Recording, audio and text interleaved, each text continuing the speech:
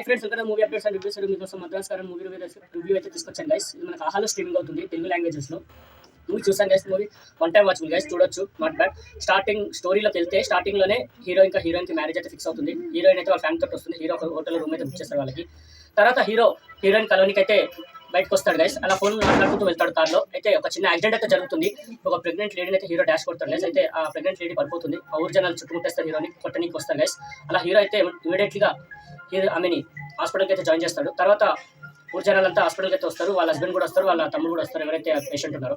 దాని తర్వాత డాక్టర్ ఏం చెప్తారంటే పేషెంట్కి అయితే ఏం కాలేదు, కానీ లోపల బిడ్డ ప్రమాదంలో ఉందని అయితే చెప్తారు గైస్. అలా స్టోరీ వెళ్తూ ఉంటుంది. తర్వాత కడుపులో ఉన్న బిడ్డ అయితే చనిపోయిందని అయితే చెప్తారు గైస్.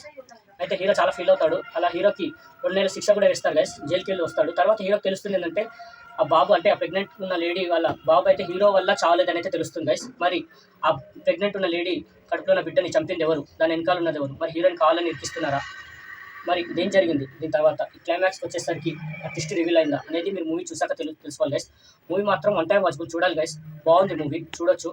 ఎందుకంటే స్టోరీ కూడా బాగుంది. ఎందుకంటే ఈ మధ్య అంటే ఫోన్ మాట్లాడుతూ కానీ డ్రింక్ చేస్తూ డ్రైవ్ చేయడం కానీ ఇలాంటి చేయడం, అంటే దీనివల్ల వచ్చే నష్టం ఏంటంటే మన ఫ్యామిలీ ఉంటుంది, ఎదుటి ఫ్యామిలీ సఫర్ అవుతుంది, మన ఫ్యామిలీ సఫర్ అవుతుంది. బాగా చూపించారు మూవీలో.